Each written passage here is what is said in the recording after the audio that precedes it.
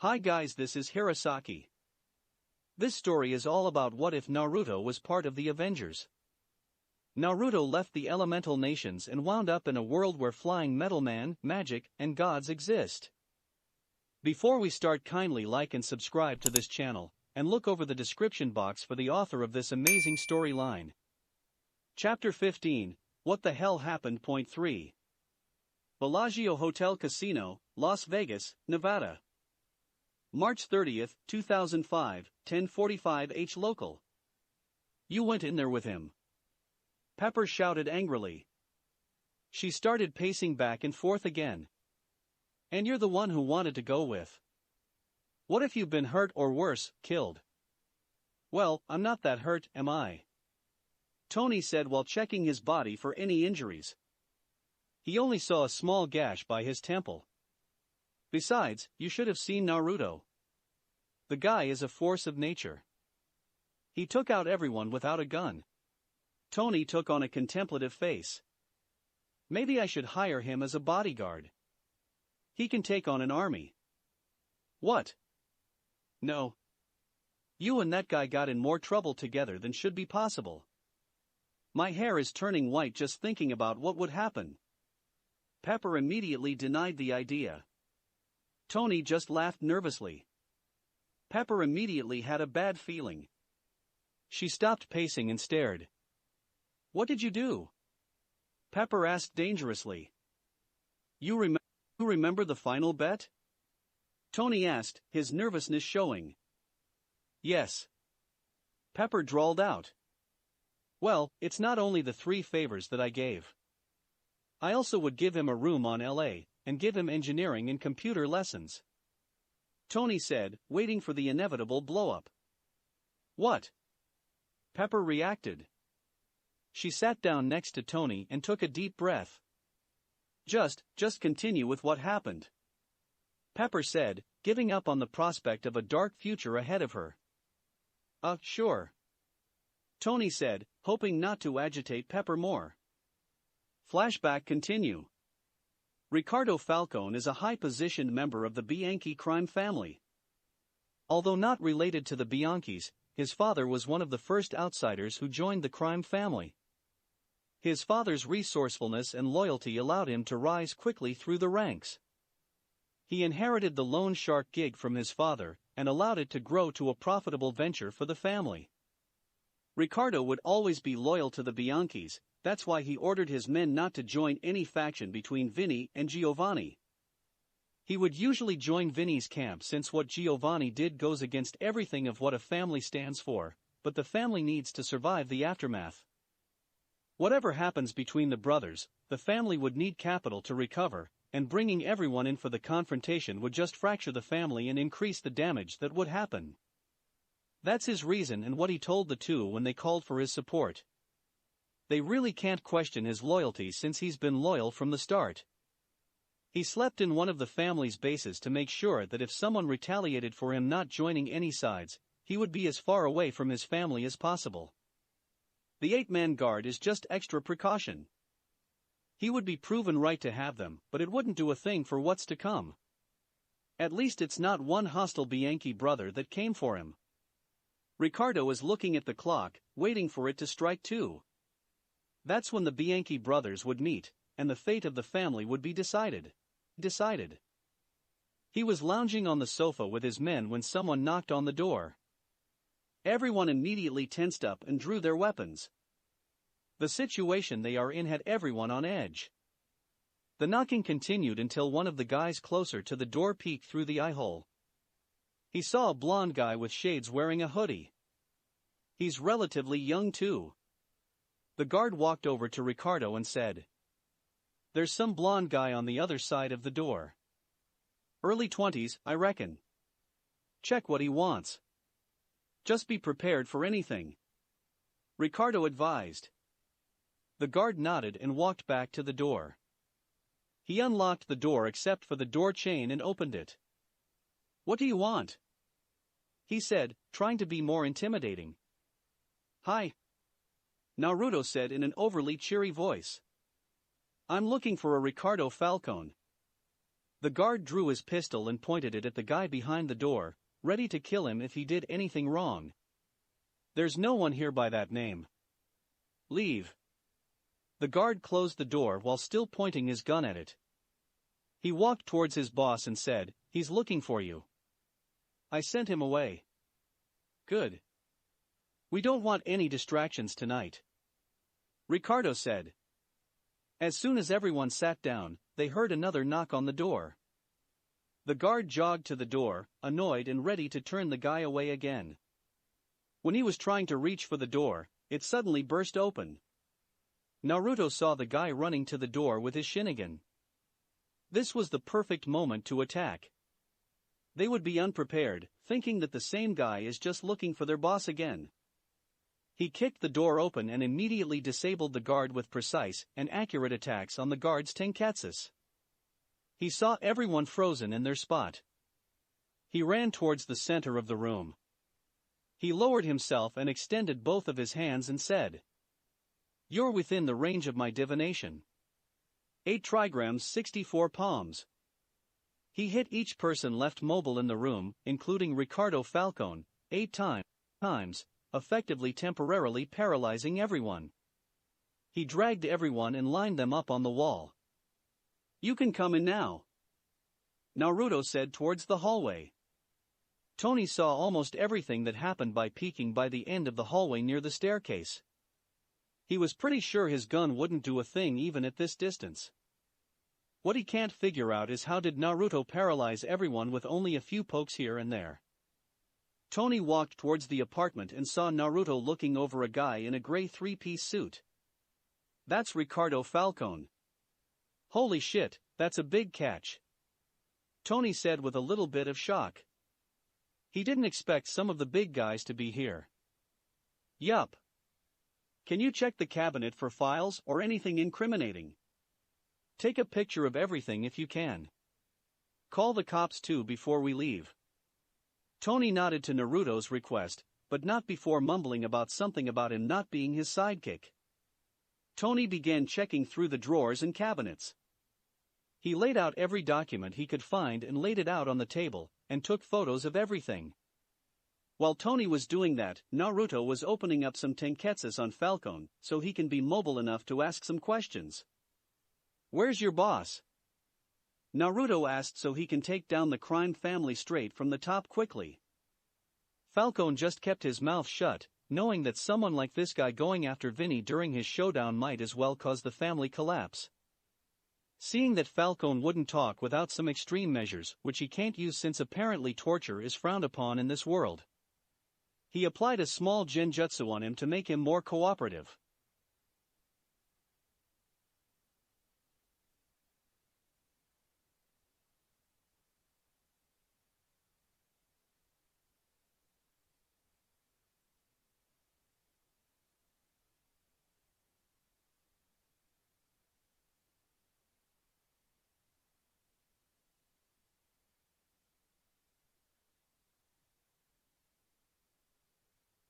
Due to the atrophied chakra network of the residents of this world, Falcone can't even put up a fight against the genjutsu. "I'm going to ask again, where's your boss?" "He's at the abandoned warehouse north of the city where the underground fights usually happen," Falcone said, not adding the part about the Bianchi brothers showdown since he wasn't explicitly asked about it.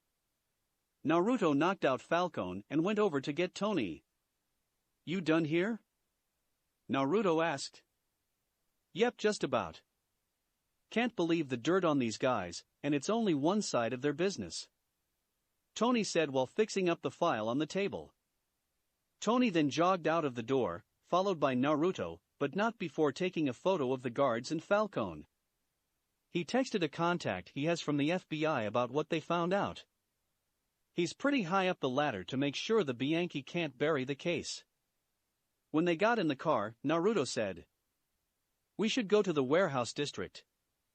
Do you know the address of their base there? If not, I can guide you." "Yeah, one of their bases is around there." Tony started the car and drove north. "You know, what we did back there was kind of fun even though I didn't do much." "What are you saying?" You did most of the work. I just beat those guys down," Naruto reassured. When they were nearing the warehouse, Naruto told Tony to pull over. "Why'd you want me to stop here? We're still 2 blocks away," Tony argued. "We might encounter guards outside since their boss is there. It's easier to sneak in on foot than this huge car," Naruto said, already knowing that there are guards posted outside with 2 factions meeting on the inside of the warehouse. He formed a plan quickly in his head that would make them do the least amount of work. Tony almost banged his head on the steering wheel for not thinking about it. The 2 immediately dismounted the car and walked towards the warehouse. They're sticking in the shadows with Naruto still on point. When they were a building away from the warehouse, Naruto pointed an alleyway for them to enter. "Here's the plan. I want you to find a way to get on top of the warehouse and go down to the catwalk. I'm going to cause a distraction. When you see it, fire your weapon. After that, hang tight and enjoy the show," Naruto said with a grin. Tony had no idea why Naruto would plan something like that, but seeing Naruto operate, he just decided to trust Naruto with this. But still, he has a question. "What's the distraction?" Tony asked. "You'll know it when you see it," Naruto said. Tony just nodded to the vague answer. The 2 separated with Naruto running towards a shadow and somehow disappearing in it. In his slightly intoxicated state, he just dismissed the event. Tony lurked around the warehouse, looking for a way up, making sure he was sticking to the shadows. He finally saw a fire escape. Tony climbed up the ladder. He looked around to look for any guards. Seeing none, he proceeded to go to the skylight and drop down it to the catwalk. Naruto's plan finally made sense when he saw the scene inside the warehouse. He didn't even question how he knew. There looks like 2 groups with the 2 older guys leading the groups. They look like to be talking calmly, but an undercurrent of tension can be seen on everyone. While he was looking over the developing situation, he finally understood what the distraction was. Thick white smoke was rolling in from every crevice. He had no idea how Naruto did it, but it was goddamn effective. Tony aimed at the back of one group and fired. All hell broke loose. Both factions were already tense before the smoke screen, but the tension skyrocketed after it. The sound of gunfire immediately prompted both sides to fire in the general direction of their enemy. Gunfire was raining from both sides, hitting enemies and allies alike due to the smoke. The only one unharmed were the 2 older guys who have been protected and pulled away pretty fast. The fighting was just about to die down when a bullet flew past Tony, causing him panic and backpedaled. He tripped backward and hit his head on the guide bars of the catwalk. This immediately knocked him out. Naruto saw this happen even though he's quite the distance away watching the situation unfold. He always kept an eye on Tony to make sure he's safe. He knew the bullet wouldn't Tony, but he should have accounted for the instinctual reactions of civilians. He immediately shined to Tony's location and checked on his vitals. Naruto finally took a relaxing breath when he determined that Tony was just knocked out cold. Losing his patience for the fighting to stop entirely, Naruto threw another smoke bomb, covering further the whole warehouse with smoke. He jumped down and used his Sharingan to determine all the conscious or able bodies left inside the warehouse. Naruto determined that there are 15 people left able to fight back, excluding the 2 leaders. They're both hiding behind some crates on the far side of the room. He rapidly struck down all the fighters with a little less finesse than he used on Falcone's men. He has some little leeway on the damage since both sides are already shooting at each other. Naruto used a combination of intercepting fist and gentle fist fighting style. He struck down everyone he came up against while hiding himself in the smoke. The high-speed bullets certainly made the fight a little more enjoyable. When every one of the guards is down or dead, Naruto attacked temporarily paralyzed both of the leaders and dragged them to the middle of the room. Naruto was going to start asking questions when he heard the sirens indicating the cops are nearby. They must have responded to the gunshot reports from the area. He gave up on trying to get more information and just decided to bug out. He picked up Tony and sealed his guns. He shunshined towards the car and sealed it too after making sure that no one is around. Naruto only used shunshin all the way to the hotel, since he hadn't left a Hirosaki tag in there. When he reached the underground parking of the Bellagio, he unsealed the car in the garage and shunshined towards Tony's penthouse. He looked for Tony's room. When he found it, he left Tony on the bed and walked away, making sure the door is closed behind him. Naruto walked towards the penthouse door and said to himself, "What a night. I think I earned myself a little ramen." Before going out and finding somewhere who serve ramen in this city at this time. Flashback end. That's all I remember. Tony finished his story. "Where's Naruto anyway?" he asked while looking around the penthouse with Pepper following him. "I don't know. I didn't saw anyone when I came here 2 hours ago," Pepper said. "Happy's missing too." Tony stated his observation. "He's with Joey and the feds giving their statements." "Don't worry, there's a lawyer with them," Pepper reassured.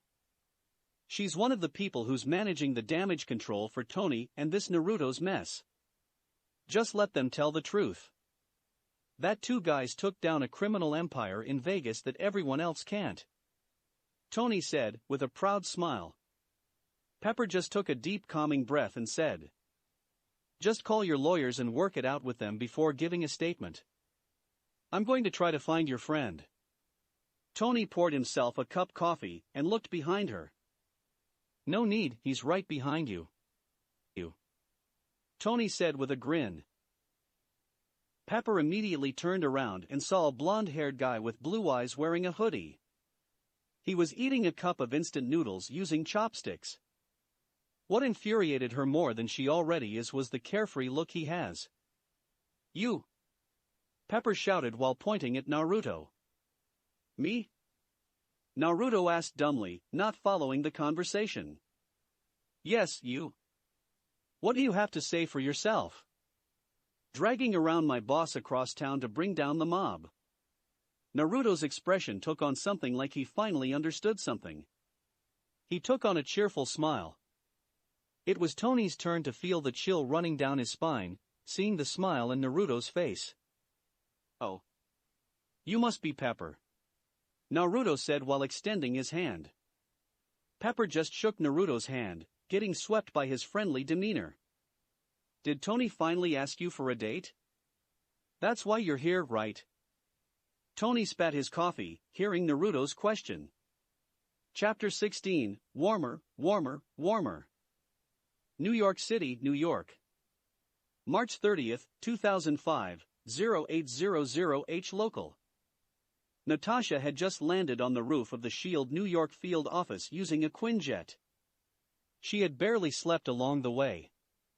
The stress of the manhunt of a possible alien and the accidental discovery of a superhuman in Vegas weighs heavily in her mind.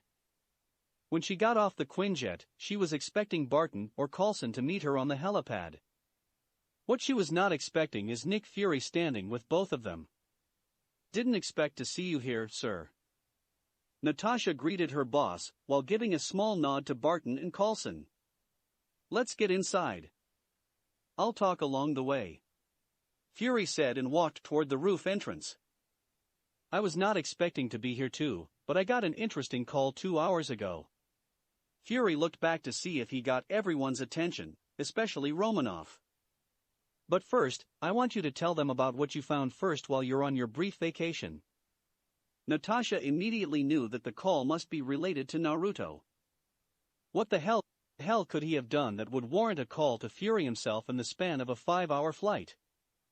Seeing the attention of her colleagues was on her, she spoke. "I was on my way to Vegas to take my break after the mission in LA when I met a guy on walking by the side of the I-15. "What? You picked up someone? Didn't know you got it in you." Barton teased. He just couldn't resist teasing Natasha every opportunity he gets. Fury, already used to the two, just let the interruption pass. Shut up, Clint, or I'm going to tell Laura about Tbilisi. Seeing Barton effectively cowed, Natasha continued, anyway, the guy had nothing on him except his clothes. According to him, he just moved to the US and traveling around. He said he lost all his stuff and going to Vegas to get some money to continue his travel, which in my opinion is crazy. But what got my attention and caused me to call boss is that he said that he was a freelance contractor. So, your first hitchhiker is a contract killer. Good to know, Romanoff. Coulson said with a smile. He already deduced that the situation is not as bad as it seems since Fury is not giving the report.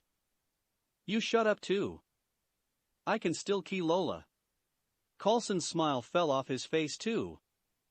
When we left our separate ways, I was still thinking about what he said, so I started digging. Nothing came up in all available databases. Damn, he must be good. Barton said with a whistle. So, I got a little desperate and made contact with the Bianchis. Her two colleagues were about to reprimand her for doing something reckless, but she already anticipated it and placed her hands over their mouths before continuing. I made sure I have leverage before I got in. But either way, I certainly got more than I thought.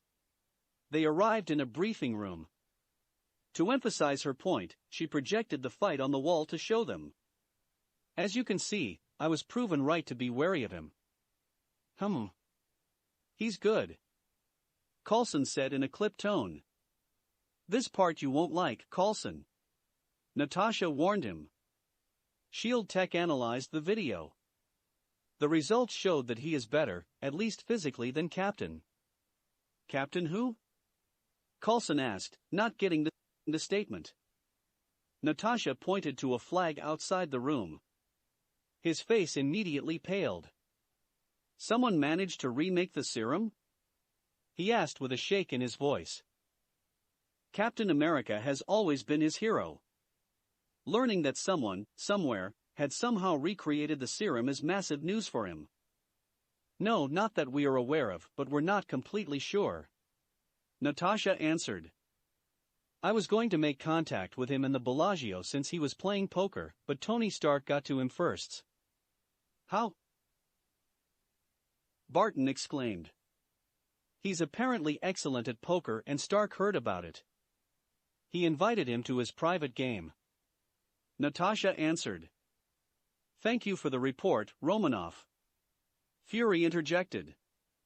Reports have come in that all the high-level and most of the low-level members of the Bianchi crime family has been arrested. Don't tell me it's Naruto? Natasha asked. Who's Naruto? Another ghost? Coulson asked, remembering a SHIELD Special Op agent codenamed Ghost due to her ability to phase through solid objects and partial capability to be invisible. No, Naruto is the guy I found in Vegas. Natasha clarified. Your boyfriend did that. He's hardcore. Barton said. He's not my boyfriend. Where the hell in my report did you get that? Natasha denied vehemently. Fury cleared his throat to get everyone's attention. As much as I like to get into Romanoff's romantic life. Natasha gave him the stink eye with that statement. We have to get back to the topic at hand. Yes, Naruto was one of the people responsible for Bianchi family downfall. One of them.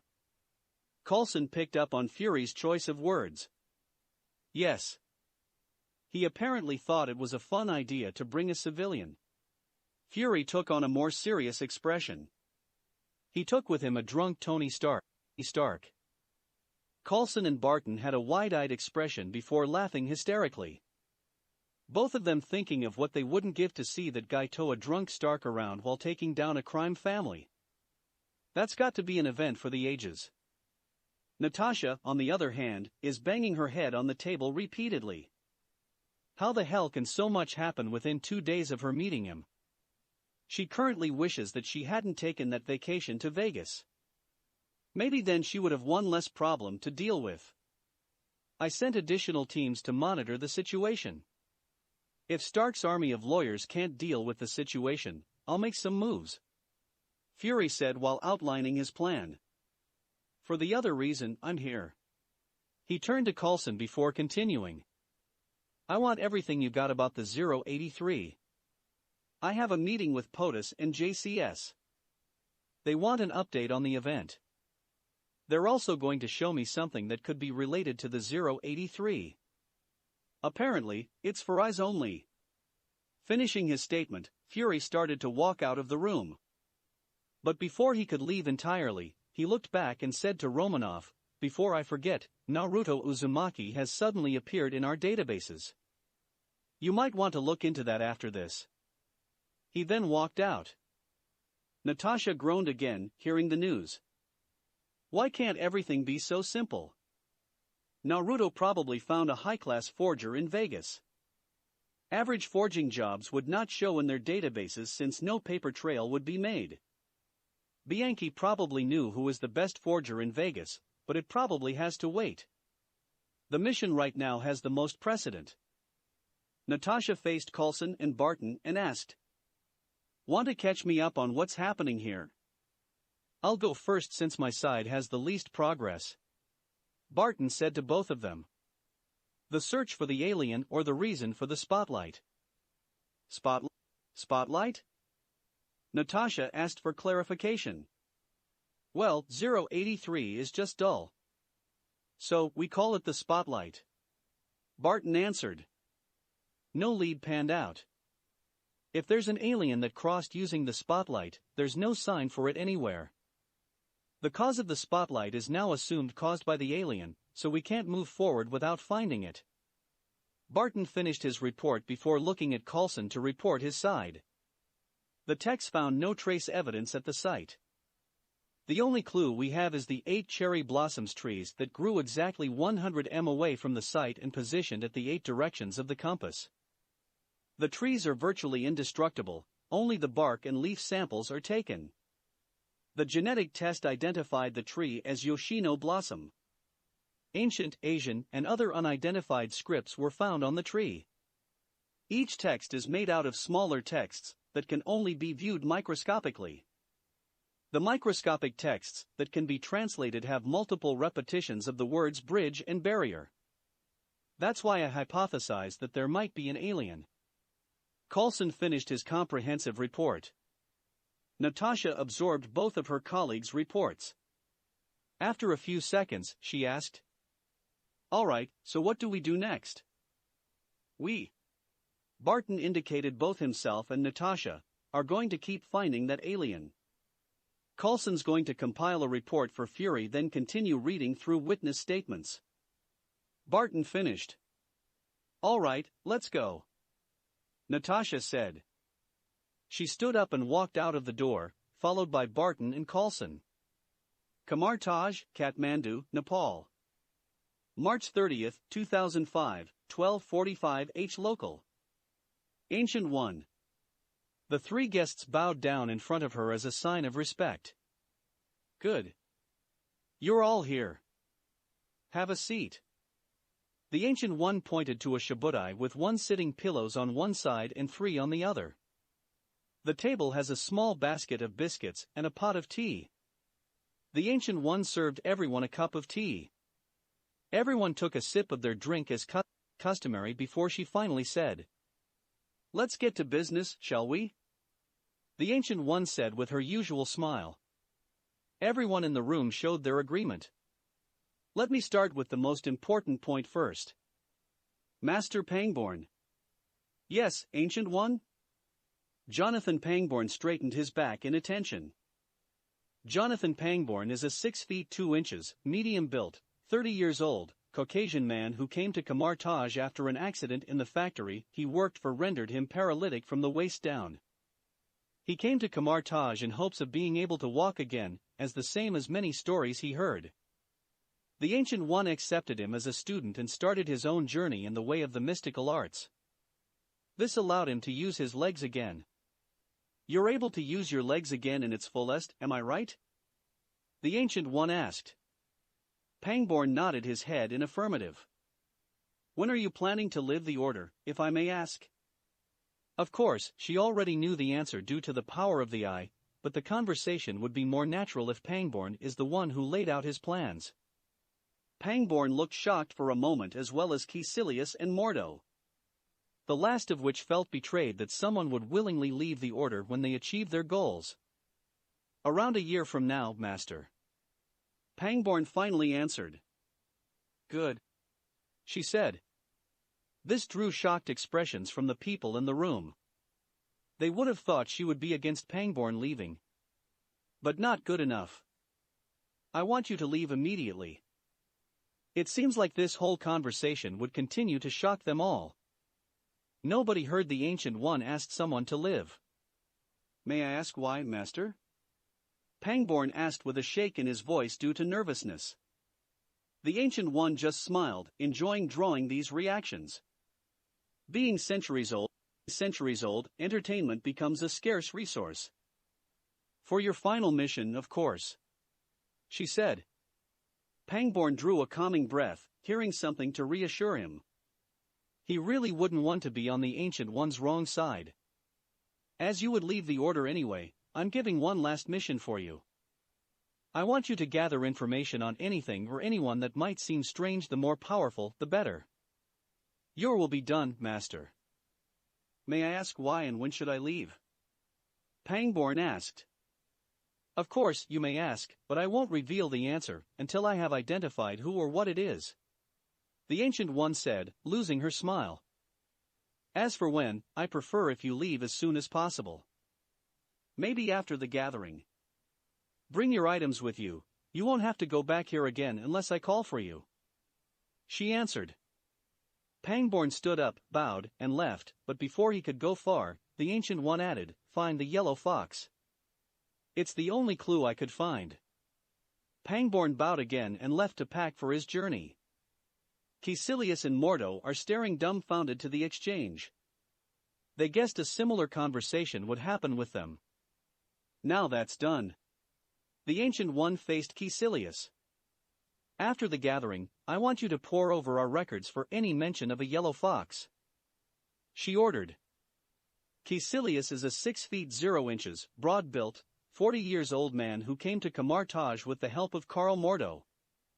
Mordo introduces Caecilius to the Ancient One to help Caecilius understand the grief he acquired when he lost his son and his wife. As much as she hates it, the coming of Dormammu is an essential event in the future to make sure Strange would step up as the Sorcerer Supreme. The demon would need a follower from this world to weaken the shields, and the most likely candidate is still Caecilius. Ordering him to look into the library would lead him to encounter the history of Dormammu.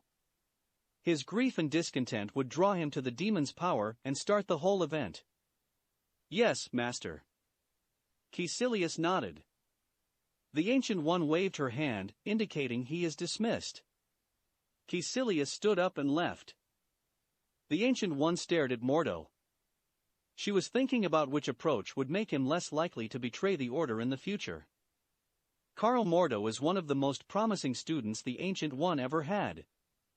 He's a 5 feet 10 inches, broad-built, 45 years old, African-English man. He came to Camartage, hoping to acquire the power to file his revenge, but eventually found peace under the Ancient One's tutelage.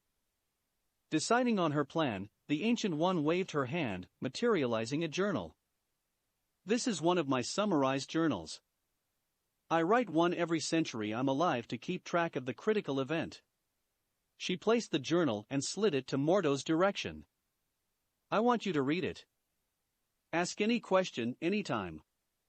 I'll try to answer with the best of my ability." Showing him her choices from her point of view might lessen the chance of his betrayal in the future. His future is not clearly shown since the yellow fox would somehow cross his path. Picking up the journal reverently, Mordo bowed deeply while still sitting down. "Thank you for giving me the chance to read this, Master. Let me warn you. This does not mean you would be the next Sorcerer Supreme. I still think your talents are better suited for other endeavors." "I understand, Master," Mordo said while gritting his teeth lightly. The Ancient One has been telling him this for quite some time, but he still doesn't understand why she doesn't want for him to take on the mantle. The Ancient One stood up and motioned him to follow her. It's time for the gathering. I'm quite excited to talk about the future, she said while smiling brightly. Chapter 17, Executive Meeting. Bellagio Hotel Casino, Las Vegas, Nevada. March 30, 2005, 1600 H. Local. In conclusion, Mr. Tony Stark and his accomplice had broken no laws in their action against the Bianchi crime family. Instead, they have done a great service to the people of Las Vegas by removing one of this city's blight to society. The spokesperson of the Las Vegas Metropolitan Police Department continued with his speech on live television. Tony, Pepper, Happy, and finally, Naruto is sitting in the living room eating fast food takeout as their late lunch while watching the report. Tony and Naruto had just come back from the police station 30 minutes ago, giving their statements off the record. Tony's army of lawyers has straightened out the situation with the police, discouraging them in filing a case against Tony, in extension Naruto. Pepper has also done amazingly in her job in the public relations department. She had created and executed a PR plan that would turn Tony as a hero fighting against an underground enemy. The news of Tony Stark's involvement in bringing down a successful and entrenched organized crime group skyrocketed his popularity with the masses. Tony's reputation had effectively sidelined Naruto, but that's the way he liked it. He really should think about the faster and more effective way news disseminates in this world. Everything he does that is too public or too flashy can immediately be found out by the whole world. Happy is still a little upset with what happened. Not because his boss was in danger, but because he hasn't been able to come. Tony would fight against the Bianchis either way. It's better to have been there with his boss to make sure he wouldn't get hurt. He can't even really get mad against Naruto, because he did one hell of a knob keeping Tony back, while still keeping him involved enough to point his attention. On the other hand, Pepper is still seething against Tony and Naruto for doing something stupid. Her ire doubled for Naruto since he's the reason Tony went to fight against the mob. Another source of her annoyance is that Naruto is still pushing for her and Tony to get together, although he's only doing it while they're alone. The worst thing is that it's working. She has been imagining continuously what it would be like to be with Tony in a romantic capacity.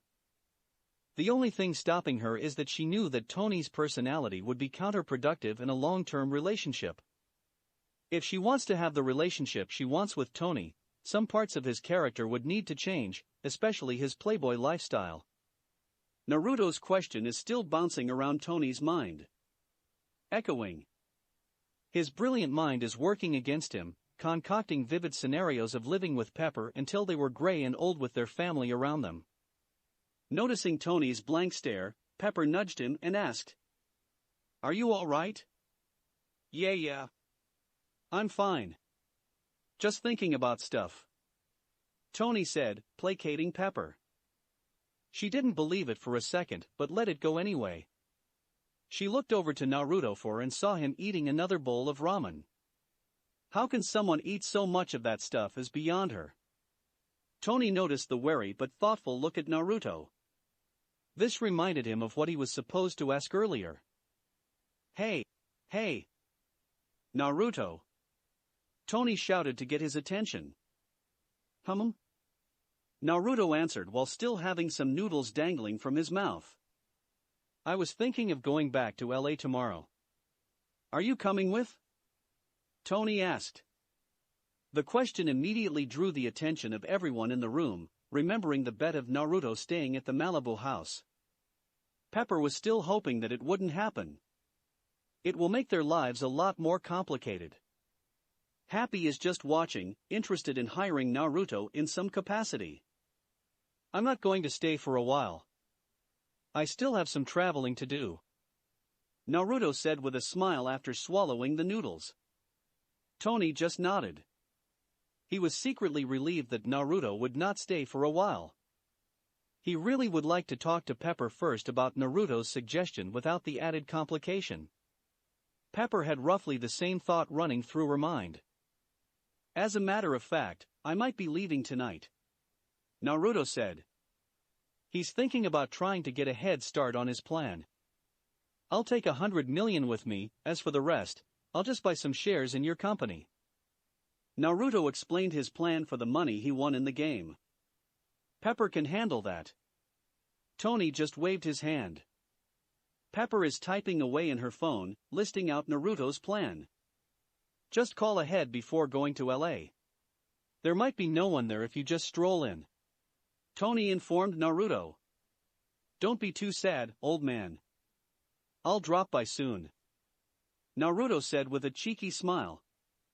Tony just groaned and rolled his eyes. It would undoubtedly be an interesting experience being close to Naruto. "Oh, before I forgot," Naruto said while pulling 3 strips of paper from his pocket. He gave each one of them a piece. "If ever you're in trouble, like life or death situation, just tear that piece of paper. I'll be by in a flash," he finished with a grin. White House, Washington, D.C.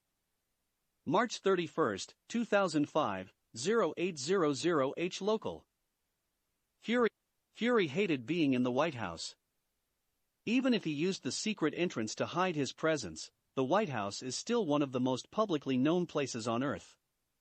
He feels too exposed in this place. He headed straight to a separate meeting room in the White House. Away from the usual foot traffic, the other parts usually get. Fury headed straight inside the room, not even acknowledging the guards posted outside. As soon as he got in, he saw a circular table where the President, Chairman of the Joint Chief of Staffs, Secretary of Defense, and the Director of both CIA and the FBI. He looked at each one of them, recalling their dossier. The first one is President Alan Trumbull.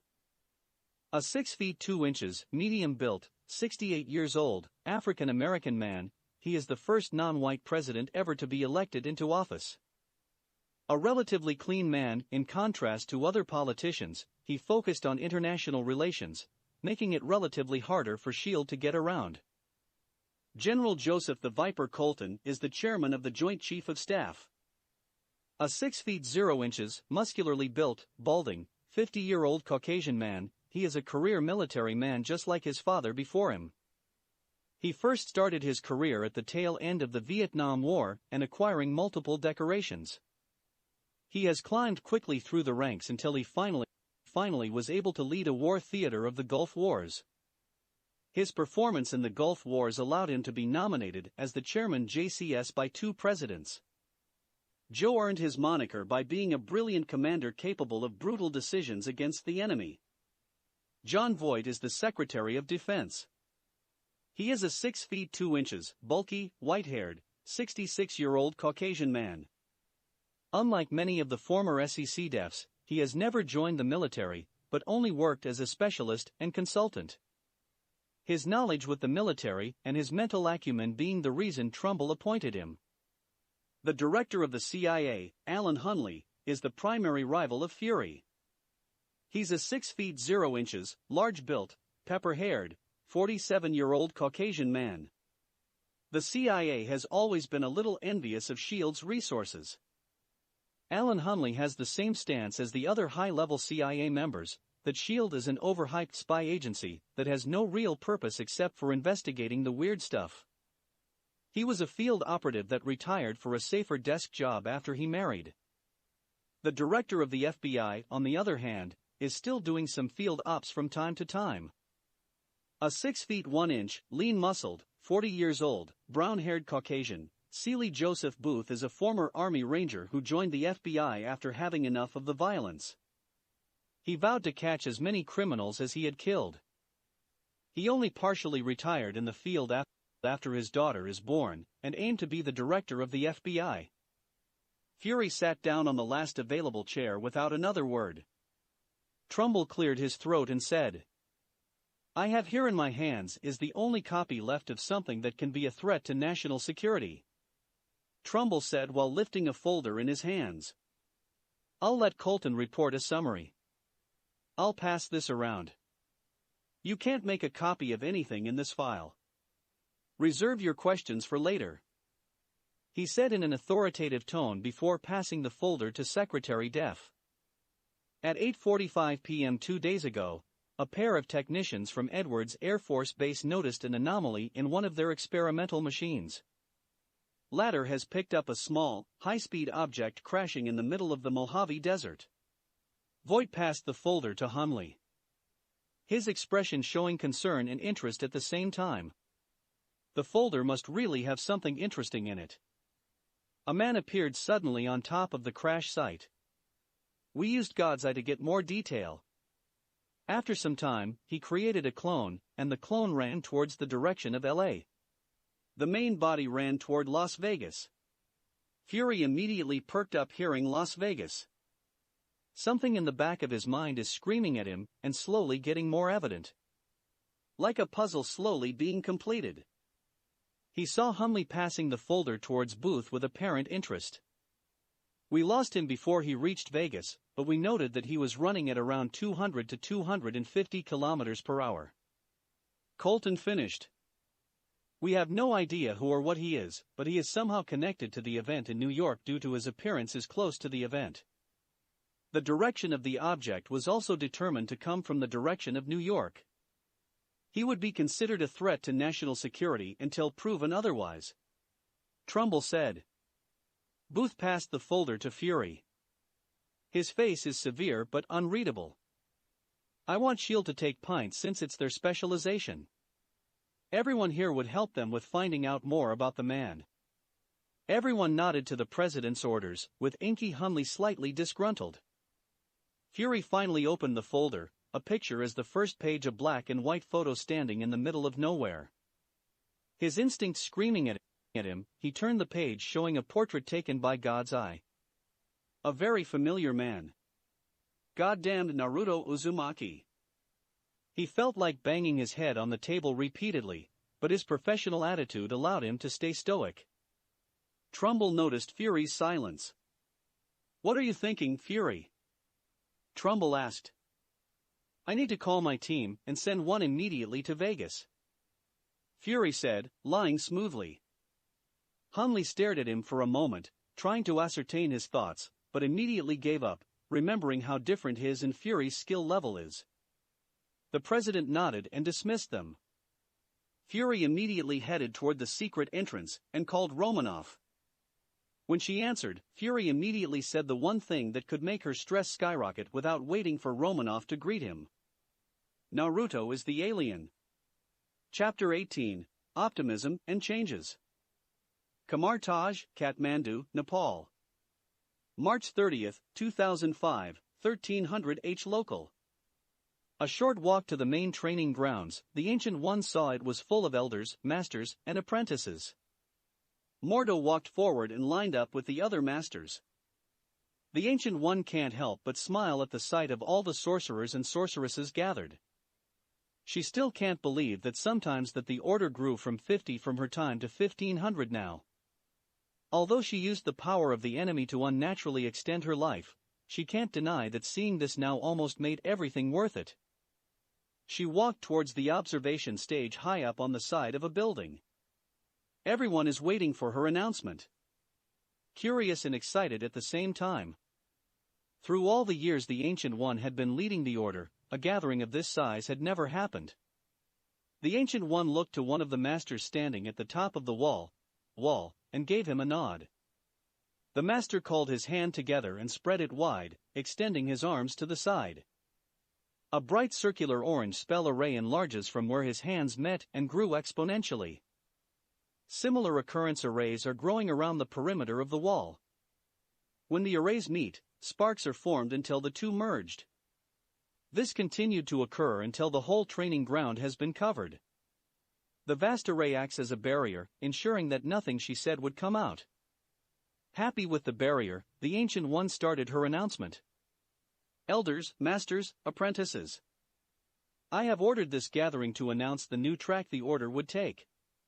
This announcement drew a variety of reactions from the crowd, especially from the elders. The order is formed as the first and last defense against the mystic and the supernatural. We made sure that the world we lived in remains safe. This garnered agreement from everyone. We have done this mission flawlessly. The world still stands as a whole, doesn't it? Laughter and giggling spread through the crowd. She then lifted the eye in the air to show everyone. Our first Sorcerer Supreme created this artifact, the Eye of Agamotto. Reading its history in our library, you would know that the eye used a more powerful object as its heart, the Time Stone. She opened the iris of the eye, showing the green glow the stone emits. A solid manifestation of one of the aspects of the universe. This gives the user the capability of manipulating time. The Ancient One revealed. She knew disclosing this information would cause problems in the future, but she argued that this would make her plan more accepted. I only used most of the powers of the stone in the direst of circumstances except for the one I use every day at noon. The ability to see the future. Murmurs spread throughout the audience. I religiously look into the future, seeing my end every time. Until the session, I had this noon. I didn't see my death in the near future, not like the others. For the first time, I saw the future beyond it. I saw the end of more than half of the life in the universe. Shock and fear can be seen throughout. The power of something that can wipe out half of all life is a frightening thought. But we are here, and we have the power to stop it or undo it. Whatever we might need to do. This lifted the spirits of everyone. What I want is for the order to grow in numbers and skill. We have to have as much power as we can have before it happens, and after it, if we fail to stop it. One particular elder raised his hand to ask the question in everyone's mind. When the Ancient One acknowledges the elder, he stood up and asked, "How much time do we have?" The answer chilled their body to the core, an almost unreasonable time frame. 13 years. An apprentice typically only becomes a master after 20 years of studying and training. Only a few can do it in less than 15 years, an example of which is Mordo, who did it in 9 years. The more worrying task is the recruitment to bolster their numbers. Kamartaj only typically gets 10 to 50 applications a year. To recruit more and make them combat ready in 13 years would require dedication from everyone. I know you all feel the weight of our daunting task, but have no fear. We have no other recourse, but forward or death would befall the universe. Las Vegas, Nevada. March 30, 2005, 20:30 H local. Naruto is sitting on a bench by the side of the road, just watching and observing the world around him. The people and the environment still a shock to him, but he got to admit that he is adjusting just fine. He guessed that this hobby needs to be developed since being mortal means a lot of waiting around. The first reports of the clones around the world are coming in for 3 hours ago. The Bijus are busy organizing the information in his head to make sure his brain doesn't overload. Naruto could see the cities he sent his clones to and felt the connection to his Hiroshian tags. "What's next, Kit?" Kurama suddenly asked, startling Naruto from his crowd watching. "Traveling first. I want to see what we are dealing with. Japan seems a perfect place to start. It looks like it has a lot of similarities with our world." Naruto answered. "Yeah, it seems like it." Kurama said. "You noticed the tail, right?" "Of course. They're really sloppy. Can't even seem to hide their presence." Naruto said. "Shield has sent 2 recon packages to Stark and Naruto to make sure nothing can get past them." A rapid response team was also added on standby after the Bianchi fiasco. The group following Naruto had broken off after he left the hotel. When they saw him leave the room without any luggage, they just assumed he was going out to buy some ramen again. What they don't know is that everything he has, including his bag of $100 mill cash, is already stored in his seal in the bathroom, the only place without a CCTV on the penthouse floor.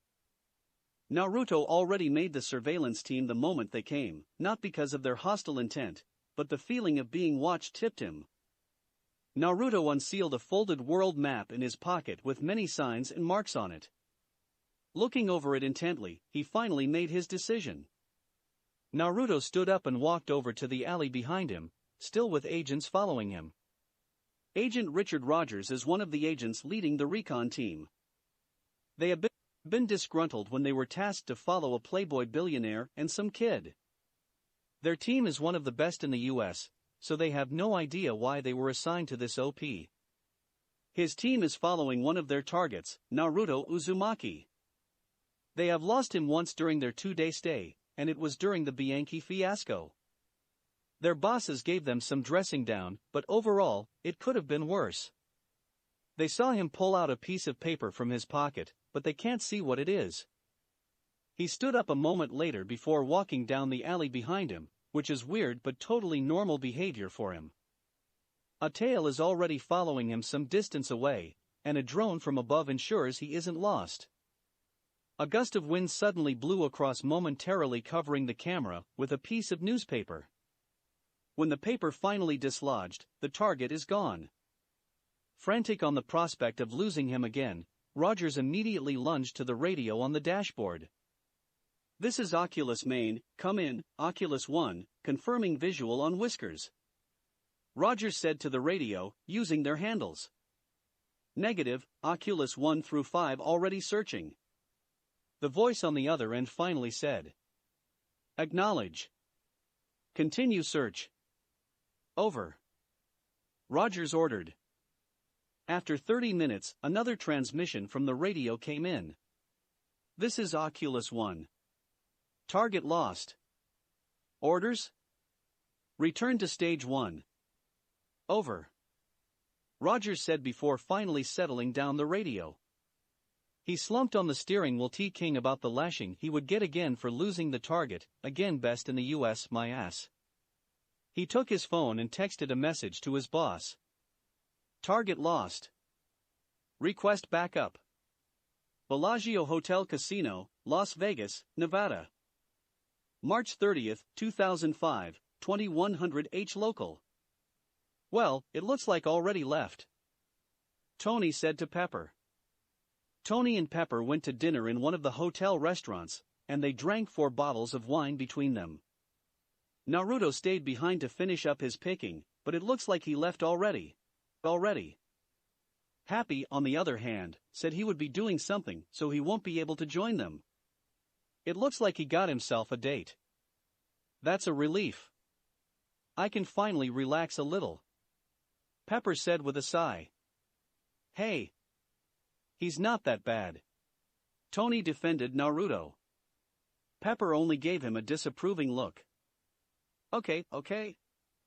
Maybe he is. But he's fun to be around. Fun for you, maybe, but trouble for me. I still can't believe you two took down the mob. We're just awesome that way, Tony said with a grin. Pepper only gave him another one of those looks. Tony recentered himself. You should have seen him. He took down 8 guys faster than a coin to drop. I barely saw him move. He placated her. Thinking about the Falcone takedown. That maybe, but you barely have any experience in combat, only theoretical and controlled environment. You shouldn't even be there, Pepper countered. There was a lull in the conversation. Both are thinking about what they just said. The silence allowed their minds to wander off, naturally drawing to the idea implanted by Naruto. Pepper is looking subtly at Tony when she saw his mouth starting to move, trying to find a start for the conversation. Quickly deducing where the next talk is going, she promptly cut it off. It's not going to work, Pepper said. What's not going to work? Tony dumbly asked, but already kicking himself for continuing his train of thought. You know. Don't deny it, Pepper chastised him. Tony took a deep breath and asked. Why? 'Cause I can't handle a relationship with someone who I don't know would stay with me through everything. I can be that guy, Tony said quietly, with a hint of pleading in his voice. Pepper collected her thoughts before answering. Not from what I saw. You never had a long-term relationship, and most of them are one-night stands. I don't want to be just another notch on your post. For God's sake, you introduce yourself as a billionaire, playboy, genius, philanthropist. Tony stayed silent, agreeing with most of what she said, but he is not deterred. I never really thought about an idea of us together before Naruto arrived, but after he placed that idea in my head, it's the only thing running in my head. Tony stared intently on Pepper's eyes. It's the first time I imagined myself being with someone. Growing old. Having a family. Pepper remained silent throughout his speech. I want you to give me a chance to prove I can be better. I want you to give us a chance. Tony looked down and closed his eyes, waiting for the inevitable no. Pepper has a tear running down her left eye. Her resolve to say no is breaking down. Tony's scenario is the same as her own. 6 months. Pepper finally said. Tony looked up with a quizzical look, not understanding Pepper's answer. You have 6 months to prove you can have a long-term relationship. Pepper explained. With that said, she stood up and marched quickly to her room. Tony is still looking dumbfounded at the development. But a smile is slowly forming on his face as he absorbed what Pepper said. He stood up and walked over to the bar to have a victory drink before thinking twice, remembering what Pepper said. He seriously needs to cut down on his drinking. Tony was walking towards his room when he heard an angry shout. I'm going to fucking kill him. Tony sprinted towards Pepper's room, thinking something horrible happened. When he reached the open door of Pepper's bedroom, he flopped down and laughed hard.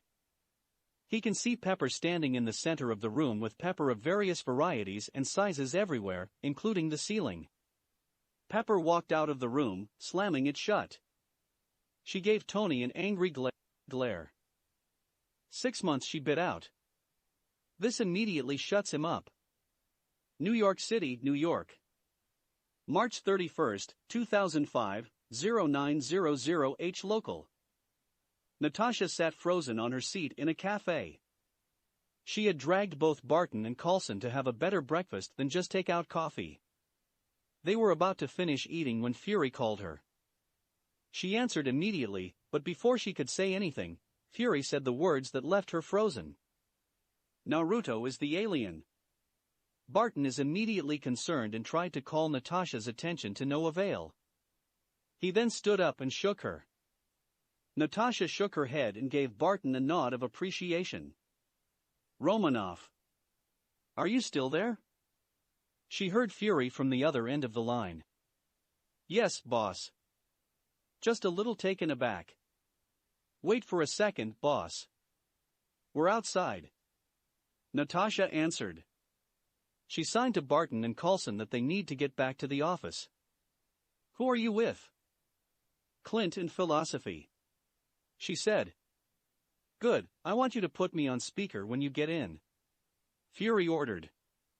They walked briskly to the car while still making sure no one is tailing them. Coulson on the driver's side, Barton in the passenger side, and Natasha in the back. She connected her phone into the speaker and said. You're on speaker, boss. Good. I just got out of the meeting with the president. He assigned S.H.I.E.L.D. to find a person who was a threat to national security. He suddenly appeared on a crash site in the middle of the Mojave Desert at 8:45. Fury said. Near Vegas? Natasha asked. Yes. Fury confirmed. He sent a clone to LA while the main body ran towards Vegas. The photo on file is a match to Naruto Uzumaki. The two finally understood Natasha's reaction. She already found their alien and had close contact with him. The worst part is, they let him get close to Tony Stark. Fury can be heard typing something in his phone before saying, I want you and Barton to go to Berlin. Sir, why Berlin? Isn't Naruto last spotted in Vegas? We even have a tail on him. Barton asked for clarification. We don't have a tail on him anymore. The recon team lost him last night. He just suddenly vanished when he walked down an alley, even the drone lost sight on him when its view was temporarily blocked. But why Berlin, sir? Natasha asked again. His credit card was pinged in a McDonald's in Berlin an hour ago. A street cam confirmed his location. Got it, sir. We'll go right now. Natasha said. I'm sending you the access code for his electronic file. It updates every time his identity or card is used. Our system is also continuously scanning for all remote access CCTV we can get. The president wants him found. We have been authorized to use any resource we need. Fury informed them before hanging up. I'll handle everything here, including the Stark situation. Coulson said helpfully. Thanks, Philosophy. Natasha said before they all disembarked the car. They already arrived at the New York field office. Coulson walked off, trying to get ahead of his job, leaving Barton and Natasha who are walking slowly. What are you thinking? Barton asked when he saw the scrunched-up look on her face. There's nothing that indicated that he was an alien when I met him. I should have thought of it when I got footage of his fight. Natasha said. Don't be too hard on yourself. The event happened in New York. Who would have thought his first stop is Vegas to gamble? Natasha looked at her phone and opened Naruto's file. She was shocked again on what she saw. What now? Barton asked, already anticipating another headache. He's not in Berlin anymore. According to this, he's in Moscow. Barton walked over to the nearest wall and banged his head hard while Natasha just watched. Satisfied with venting out his frustration, he walked back to Natasha. He's gonna be worse than you. He finally said, remembering the time he tracked down Natasha. I'm still better. We're gonna find him in a week. She confidently said. Chapter 19, Information is Everything. Triskelion, Washington, D.C. January 26, 2007, 1000 H local. I'm better, she said. We'll find him in a week, she said. Barton said out loud while sitting on his desk, sorting out files. How many times would I need to say I'm sorry? Natasha shouted, her face showing visible signs of stress only covered by light makeup. The duo had been following around Naruto for almost 2 years. At first, every time he showed up, they would check it out personally. But they quickly realize how futile it is. He can be in Rio in 1 minute to show up in Seoul the next. After 3 months of cat and mouse, they finally gave up. His cloning and teleportation ability must have a high limit, if not limitless. His clones must have the ability to disintegrate too, since there's no trace of his clones anywhere. It's like they just vanish in a puff of smoke. Sorry, Nat. I just seriously hate this guy right now. For God's sake, he's making us look bad, and it's not like he's really hiding. He knows who we are. He's taunting us, that piece of shit. Barton exclaimed. His frustration is getting the best of him. He sent another package, didn't he? Natasha asked, already knowing the answer. Yes, he sent another fucking package. Barton confirmed. What did it say, and what does he want? Some Iranian general is going to Budapest to buy some plutonium. He'll send the details if we leave him a cargo container of groceries, more than half of which are ramen, on the port of New York by tomorrow night. The good kind, he says. He's not even trying to hide it anymore. Natasha said her observation with a small smile. She can admit to herself that the situation they are in is hilarious. He's making us do his groceries. Us. He's making S.H.I.E.L.D. do his groceries. We can't even track him with anything. 6 months after Naruto's disappearance, chatter about an information broker. Law enforcement, military, and spy agencies around the world are receiving packages with incomplete information and a price. The one similarity that stood out between all of them is that they are signed as Nine-Tails using the native language. No one initially took it seriously until a relatively wealthy businessman was kidnapped, and his family is forced to pay a ransom well above their means. The LAPD, rapidly losing time, received a package. The chief of police opened it. Inside is information about the case not shown to the media, the first name of the suspect, and the price, a king-size bed to be left in front of the H of the Hollywood sign before 6 p.m. The chief informed the family about the possible information and its cost, explicitly saying that it has no guarantee. They immediately took the deal as time is running out. They bought a premium $7,500 bed with pillows, and a police van brought it to the agreed-upon spot. Swab was left to see who will take it, but to their surprise, it just suddenly vanishes. Even the bugs and trackers were left behind. At precisely 6 p.m., another package was received.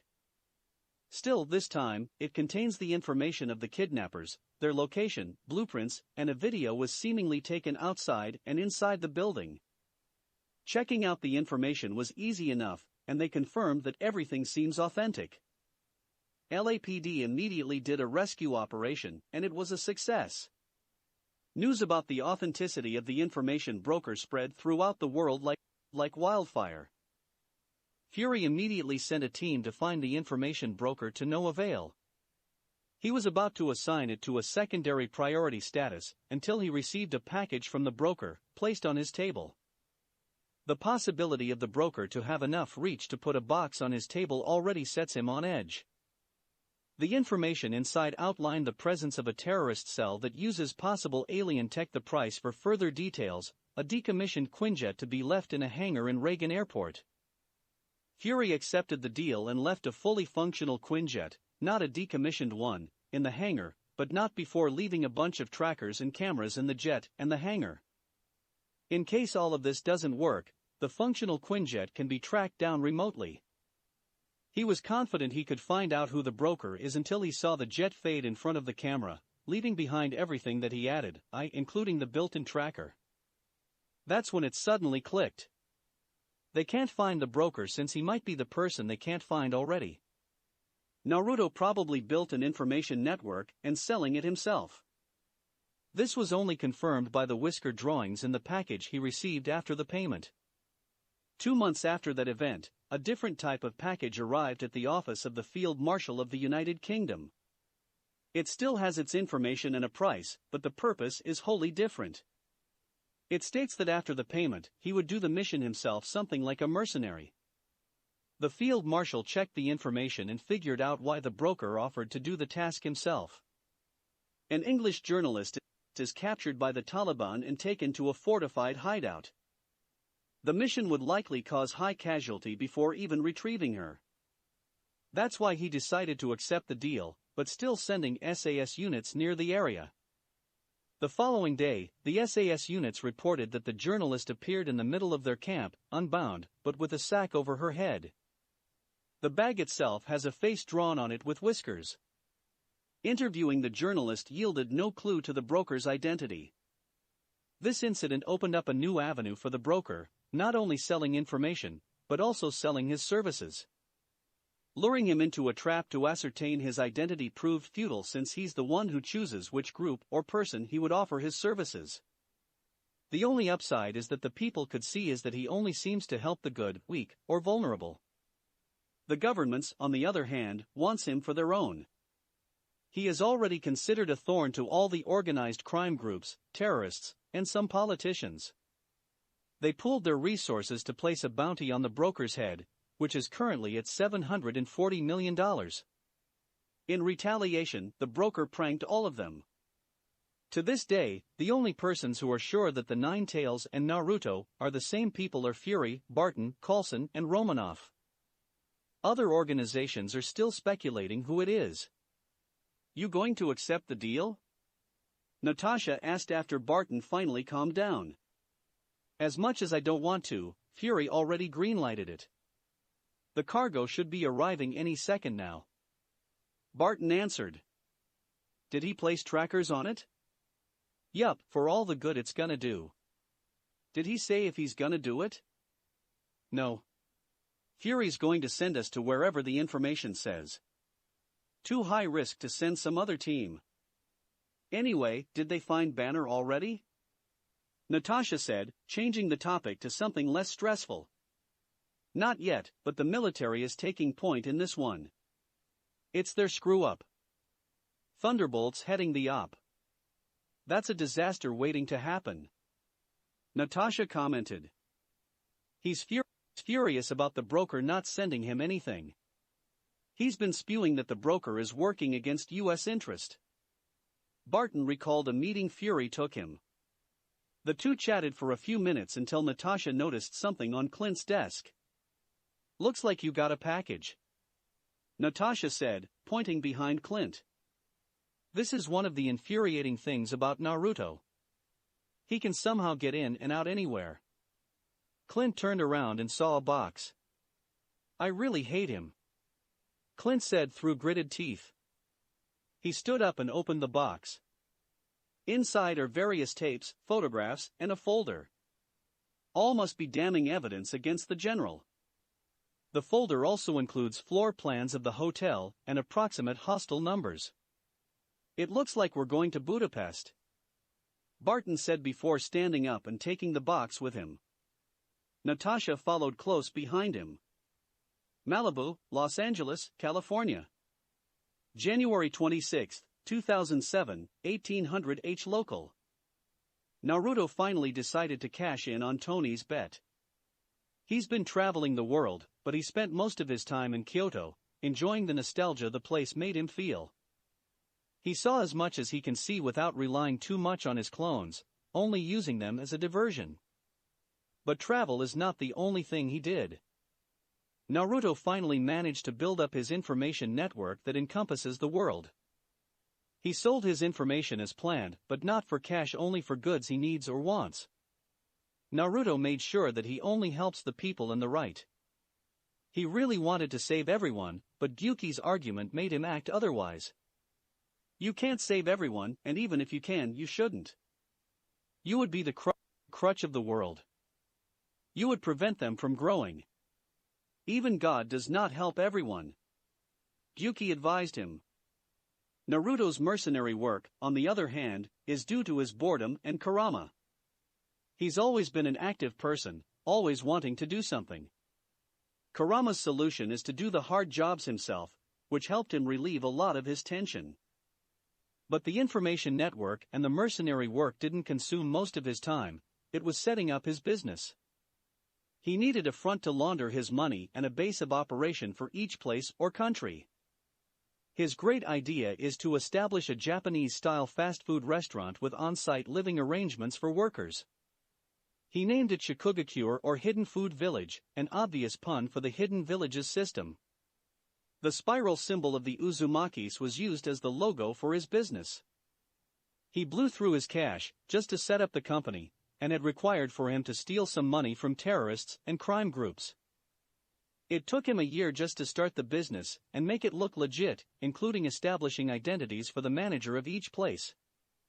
Hiring people has also been a problem since he needs to find someone relatively trustworthy and train them up to acceptable levels. He focused on hiring people who are in the lower class and aimed to help them up. The easiest part, on the other hand, is encouraging customers to eat there. Aside from the delicious meals comparable to five-star restaurants while still using relatively cheap ingredients, he used Fuinjutsu in everything he can get away with. Fuinjutsu is one of the most versatile stuff he ever learned. It can do almost anything you can imagine, even bending spacetime. The only problem is, his business needs to stay under the radar. It means he can't use Fuinjutsu to create his own electricity or extract water from the air. But through hard and continuous thinking, he found where he can use it, attracting customers. Most, if not all, of the printed Uzumaki symbol used by his restaurant is a Fuin designed explicitly to attract customers. It implants a minor genjutsu that places a suggestion into everyone's subconscious to eat at Shikugakure. Since it's embedded in your psyche, any conscious choice to eat somewhere else would still happen, but the choice of eating at Shikugakure would always be in their minds. It also has multiple security features like implanting the thought of not examining the symbol. The best part is, almost no one can counteract it due to their atrophied chakra network. In the 7 months his restaurant's been operational, he already has acquired a hefty profit from both sides of his business. He's already traveled the world and made his system partially automated due to his clones. It's finally time to learn more stuff from the best. Naruto headed straight to the cliffside house of Tony Stark, forgetting to call ahead first. He jumped over the fence while still subconsciously using his stealth to move around. He walked past the gate and knocked straight at the door. This threw the recently upgraded AI of Tony, Jarvis, or just a rather very intelligent system, for a loop. It was added to the house system on the company servers 4 months ago when Tony finally achieved pseudo-AI status with Jarvis. It started as a simple PDA assistant that he named after his family butler that died a few years back. Continuous tinkering and upgrades have made Jarvis more intelligent and sophisticated. "Good morning, sir. May I ask who you are, and how did you get past the gates?" Jarvis asked while already informing the residence of the guest. Naruto jumped backward and looked around for where the voice came from. Seeing no one around, he figured it might be from a speaker. "I'm Naruto Uzumaki, a friend of Tony, and I just jumped over the fence to get here," Naruto answered. The fence he is referring to is a 10-feet-high wall. "Pleasure to meet you, Mr. Uzumaki. I'm Jarvis, an AI built by Mr. Stark. I have already informed the residents of your arrival." Jarvis introduced himself. Naruto had read about those AIs or artificial intelligence, and was surprised that Tony already built one. Every book he read says it's still about 1 or 2 generations away. While thinking about how Tony managed to build an AI, he heard the sound of running from inside the house, and muffled shouting that seems like "Get back here."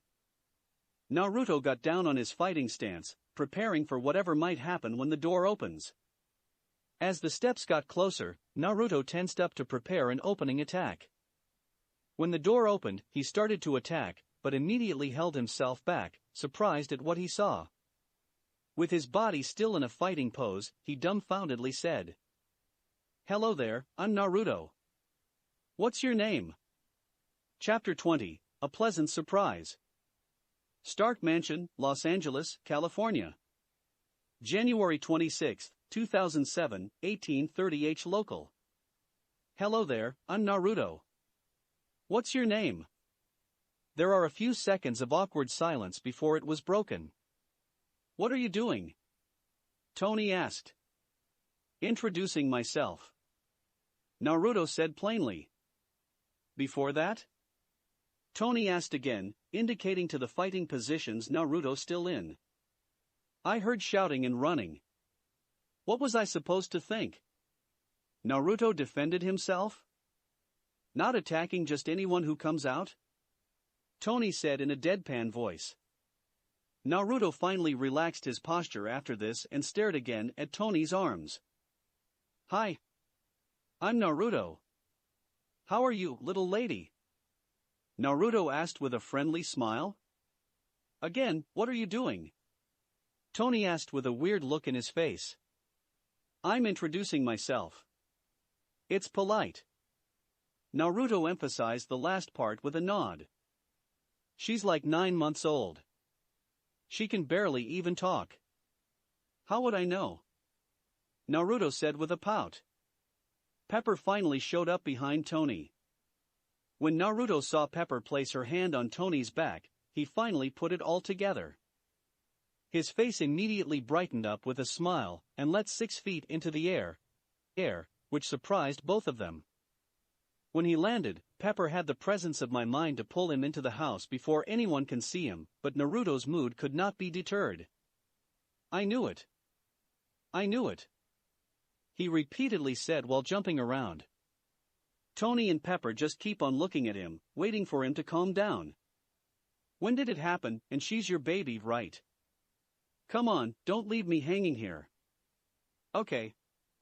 You guys catch up. I'm going to take Morgan to bed."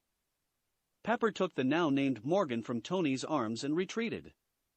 "She's going to wait out the excitement before coming back down. Jarvis, call me the moment they try to leave the house. I don't want another Bianchi incident."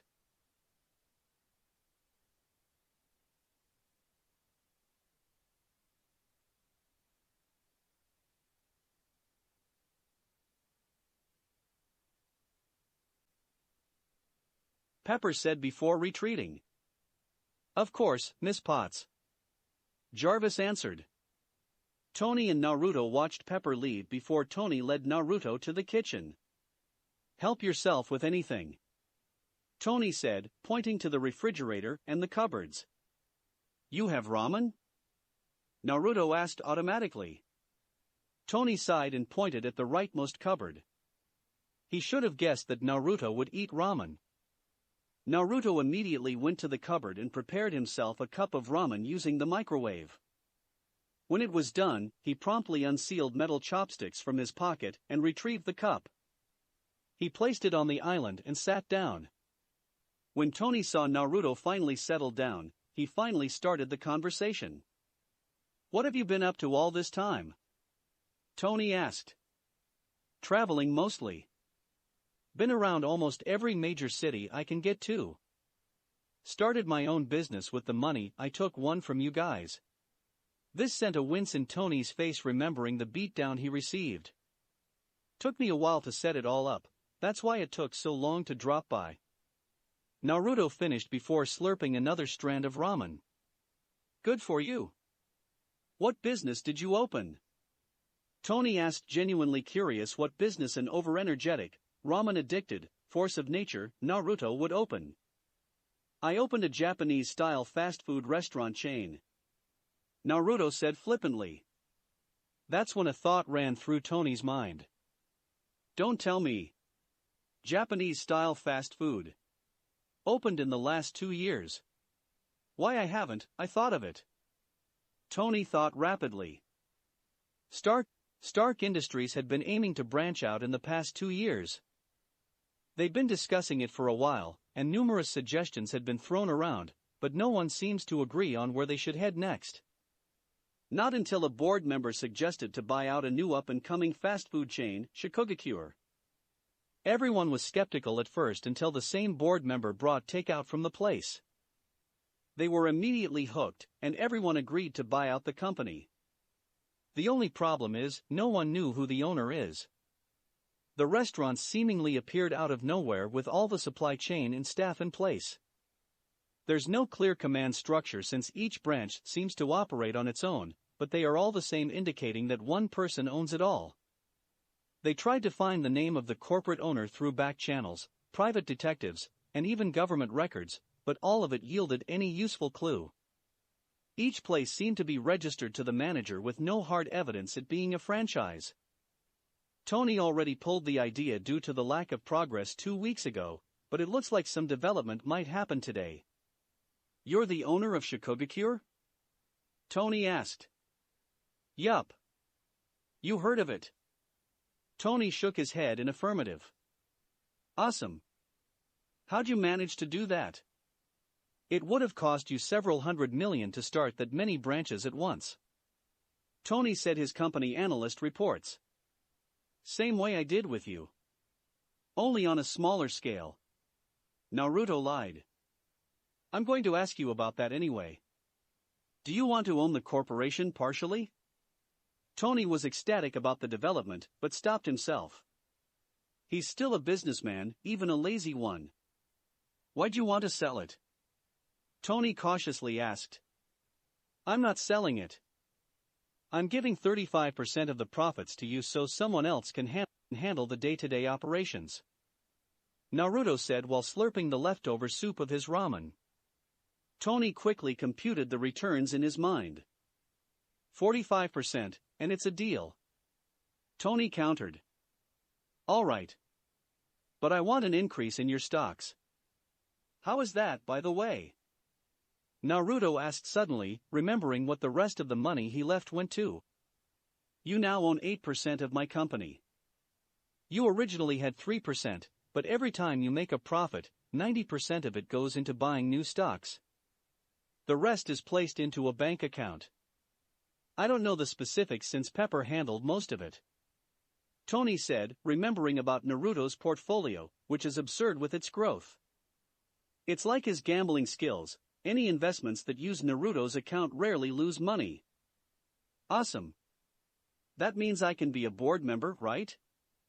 We can work together, Naruto said excitedly. Not exactly, at least not right away. Tony reluctantly said. Most of your stocks are in different shell companies. You still need to make a transfer to make it wholly yours. Pepper surely won't like the idea of Naruto as a board member. It would create a more chaotic work environment for everyone. That's easy. Naruto said dismissively. Anyway, don't think I forgot about you. So what happened with you and Pepper? Tony sighed, hoping not to get into all that. Don't get him wrong, he's really grateful for Naruto's push, but he's still not into all that mushy stuff. You still need to ask? Tony said with a groan. Of course. I'm fully invested in this. Naruto said as his only argument. He continued to look at Tony with hopeful eyes. Fine. It's like I'm talking to a kid. Tony finally relented. Flashback start. It's been 4 months since the Vegas fiasco. Tony and Pepper just came back from a stressful board meeting in New York. Apparently, some of their stocks are unaccounted for, only appearing that they are sold but no idea to who. This is a normal phenomenon that can be attributed to sales error, but this has been happening more frequently and in larger stocks. This should have been investigated already, but those money-grabbing assholes decided to join together to veto his motion. This should typically not be possible since he has a controlling interest of the company, but the board can veto him as long as everyone decided no. He really needs to find a way to change the charter. Losing guns is one thing, but losing whole missiles is another. Ugh. Just sleep over tonight, Peps. It's dark out already. Tony suggested. Pepper's sleeping over had been a regular occurrence due to her erratic work schedule, but she hasn't slept over ever since Vegas. It's like she's putting some distance between them. But tonight seems like a bit different, and he has no idea how right he is. All right. Is my room still available? Pepper hesitantly asked. Yeah. Left it as it is. Tony said while hiding a small smile. Pepper walked towards her room, preparing herself for what's to come. She had been keeping a distance to see what Tony would do without her continuously cleaning up his mess, but it looks like her fears are unfounded. Tony didn't spiral into his usual drunk playboy ways, but seemed to clean up his act. He hasn't taken home any floozies since their talk, which has garnered attention from tabloids and TMZ. He still goes to parties and events, but he keeps his act clean, drinking just enough to have a buzz and steering clear from all the bimbos. Pepper already knows that she won't be able to hold herself till the 6 months are up. She can finally see a future with Tony, and the thought still frightens her. What would everyone think when they got together? That she's another one of those gold diggers only with him for his money? She thought back to how it all started and felt herself in an impasse. She doesn't know if she should be thankful or angry at Naruto. Without him in the picture, they wouldn't be in this situation. It's already 2 a.m., but she needs to do this now, or she won't be able to gather enough courage to do it again. Pepper changed into a more comfortable attire, pajama shorts, string top shirt, and fluffy flip-flops. Pepper took another deep breath and walked towards the door, intent of having a talk with Tony. What she didn't expect was Tony standing on the other side of the door about to knock. What happened next is what they both consider stupid and right at the same time. Tony kissed Pepper on the lips, seemingly not in control of his actions. When he finally realized what he was doing, he started to pull back, but Pepper had other plans. She looped her arms around Tony and kissed him back. She then pulled Tony inside of her room. Flashback end. Wow. You took a long time. I thought you would be together the moment I left. Naruto said with a sagely nod. Hey. It's not my fault. Tony defended himself. Moving past that. Naruto said, clearly not believing Tony, which irked him a lot. Why does no one know about Morgan, and when did she come around? Tony took a page from Naruto's book and scratched his head. Flashback start. Tony and Pepper are in a sanitized room in the Stark mansion. All the medical equipment and medicine required before, during, and after the operation. Only Tony, Pepper, Happy, Rhodey, and a medical group who all sign non-disclosure agreements are in the mansion. James Rhodey Rhodes is a 5 feet 8 inches, solidly built, 38 years old, an African-American man. Tony met him during their time at MIT, and they immediately became best friends. Rhodey joined the U.S. Air Force, where he quickly reached the rank of lieutenant colonel due to his close relationship with Tony and his skill in being a fighter pilot. His recent assignment is being a liaison with Stark Industries and a member of the experimental technology branch. Obadiah wasn't informed since he has an obligation to the company, and him knowing about Tony's relationship with Pepper and the birth of their new child would lead for the whole board of directors knowing. Both of them are still not ready exposing their relationship to the world. "I'm gonna fucking kill you, Tony." Pepper's shout was heard even outside of the room. "I have a new fighter jet in production. I'll give you 3 if you go in there first," Tony said to Rhodey, scared for his well-being. "No way, man. I don't want to die for your mess," Rhodey said immediately while walking backward. Tony faced Happy hoping to bribe him to do the same thing, but Happy cut him off before he could speak. "It will only get worse the more time you spend out here and not in there." Realizing that Happy's right, he immediately rushed into the room and sat beside Pepper. "What took you so long?" Pepper asked between contractions. "Rhodey came by to wish you luck." Tony lied immediately. Pepper clearly did not believe him, but another contraction cut her thoughts off. "This is all your fault," Pepper shouted again while trying to break Tony's hand. "We only have unprotected sex once."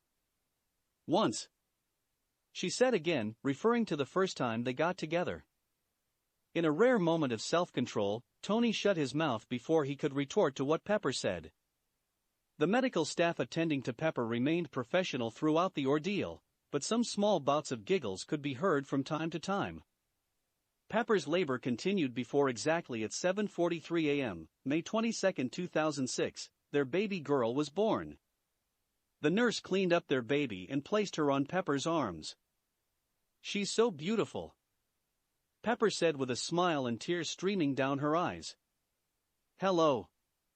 I'm your dad," Tony said to their baby. The only difference his face was to Pepper is that he isn't drenched in sweat. "What should we name her?" Pepper asked. "Morgan," Tony answered. "Morgan? I like it, but why Morgan? I had a dream about your Uncle Morgan holding a baby. I don't know. It seems like a sign to me." Pepper was cleaned up a little bit before Tony called Rhodey and Happy in. As soon as they got in, they saw Pepper sitting on the bed with a baby in her arms and Tony sitting beside her. "I want you to both meet Morgan Stark." Flashback end. As for why nothing is on the news, I just had her record sealed until I want it to be public. Perks of being rich and powerful, Tony informed Naruto with a smug smile. "When are you planning to make it public?" Naruto asked. "Maybe when she's a year old, but I'm aiming for at most 2 years old," Tony answered. "So, where am I sleeping?" Naruto asked without missing a beat. "Up the stairs, the 3rd room at the right of the left hallway. It has its own bathroom and mini kitchen." "Thanks." Naruto stood up. "I don't know about you, but I'm beat. Let's finish the business end of stuff tomorrow." Tony nodded and stood up too. They walked toward the stairs and separated with a nod. When Tony got inside the room, he saw Pepper on the bed playing with Morgan. Pepper heard Tony got in the room and asked, "How is he?" "He's doing fine," Tony said while changing into his sleeping attire. "He's actually doing more than fine. Did you know he's the owner of Shikugakure you've been looking for?" Pepper immediately slumped and placed her face in her hands. "How can he be a problem even if he's nowhere close? He's the one I've been looking for a year and a half. Think of it this way. You finally found him, Tony said with a teasing grin. I'm sure now. I hate him, Pepper finally said without any seriousness. That's it for this reading. Hit like and subscribe for a free ticket pass going to the different worlds of anime fanfictions. Looking forward to having you on board again.